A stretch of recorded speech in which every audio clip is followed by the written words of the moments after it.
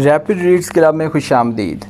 کبھی آپ نے غور کیا ہے کہ ہم صرف چند لمحوں کے لیے موبائل فون ہاتھ میں لیتے ہیں مگر پھر نہ جانے کیسے گھنٹوں سوشل میڈیا ویڈیوز اور بے مقصد سکرولنگ میں گم ہو جاتے ہیں۔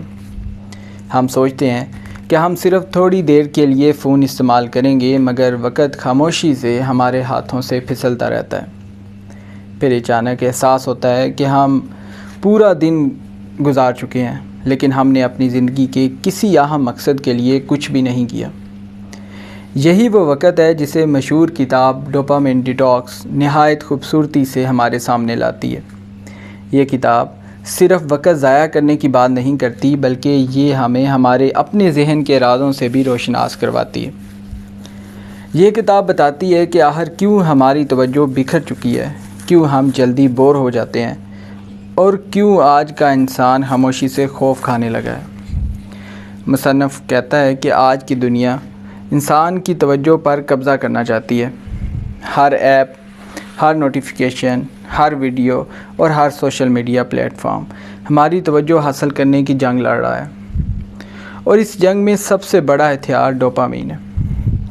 ڈوپامین ہمارے دماغ میں پیدا ہونے والا ایک ایسا کیمیکل ہے جو ہمیں خوشی، جوش اور وقتی لطف کا احساس دیتا ہے۔ جب ہم کوئی دلچسپ ویڈیو دیکھتے ہیں، کوئی نئی نوٹیفیکیشن آتی ہے یا ہمیں سوشل میڈیا پر لائکس ملتے ہیں تو ہمارا دماغ ڈوپامین خارج کرتا ہے۔ اسی لیے ہم بار بار فون چیک کرتے ہیں، بار بار ویڈیوز دیکھتے ہیں اور بار بار اس مختصر خوشی کے پیچھے بھاگتے رہتے ہیں۔ لیکن مسئلہ تو تب شروع ہوتا ہے جب ہمارا دماغ صرف فوری خوشی کا عادی ہو جاتا ہے۔ پھر کتابیں بور لگنے لگتی ہیں، پڑھائی مشکل محسوس ہونے لگتی ہے، لمبے وقت تک کسی ایک کام پر توجہ دینا تکلیف بن جاتا ہے اور انسان آہستہ آہستہ اپنی صلاحیتوں سے دور ہونے لگتا ہے۔ یہ کتاب ہمیں ایک بہت گہرا سوال پوچھتی ہے، کیا ہم ٹیکنالوجی کو استعمال کر رہے ہیں یا ٹیکنالوجی ہمیں استعمال کر رہی ہے؟ یہ سوال بظاہر بہت سادہ ہے مگر اس کے اندر پوری زندگی کا راز چھپا ہوا ہے، کیونکہ اگر انسان اپنی توجہ پر قابو کھو دے تو وہ اپنی زندگی پر بھی قابو کھو دیتا ہے۔ اس لیے مصنف ڈوپامین ڈیٹاکس کا تصور پیش کرتا ہے۔ اس کا مطلب یہ نہیں کہ انسان خوشی چھوڑ دے یا دنیا سے الگ ہو جائے، بلکہ اس کا مطلب یہ ہے کہ کچھ وقت کے لیے ان چیزوں سے دور ہو جانا جو ہمارے دماغ کو حد سے زیادہ مصروف اور بے چین بنا رہی ہیں۔ یعنی کچھ وقت کے لیے سوشل میڈیا سے دوری، بے مقصد ویڈیو سے دوری، غیر ضروری موبائل استعمال سے دوری اور مسلسل شور سے تھوڑا سا فاصلہ۔ شروع میں یہ بہت مشکل محسوس ہوتا ہے کیونکہ ہمارا دماغ مسلسل تفریح اور فوری خوشی کا عادی ہو چکا ہے۔ جب انسان خاموشی میں بیٹھتا ہے تو اسے بے چینی محسوس ہوتی ہے۔ وہ فوراً فون اٹھانا چاہتا ہے، کچھ دیکھنا چاہتا ہے یا خود کو کسی نہ کسی شور میں مصروف کرنا چاہتا ہے۔ لیکن یہی خاموشی دراصل انسان کی اصل طاقت ہے۔ کتاب کہتی ہے کہ آج کا انسان بوریت سے بھاگتا ہے، حالانکہ زندگی کے سب سے خوبصورت خیالات خاموشی میں جنم لیتے ہیں۔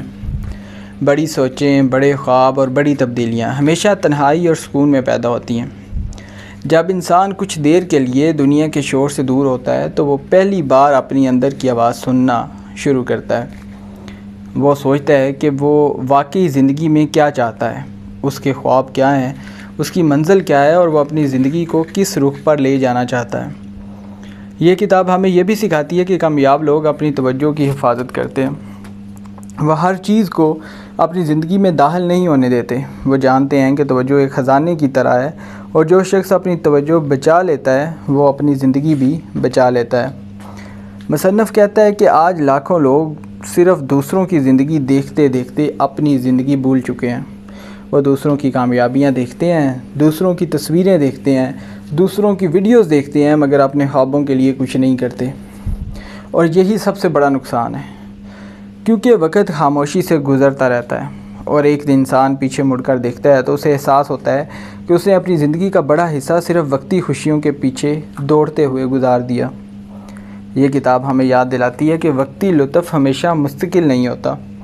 حقیقی خوشی مقصد میں ہوتی ہے، حقیقی خوشی ترقی میں ہوتی ہے، حقیقی خوشی اس احساس میں ہوتی ہے کہ آپ اپنی زندگی کو بہتر بنا رہے ہیں۔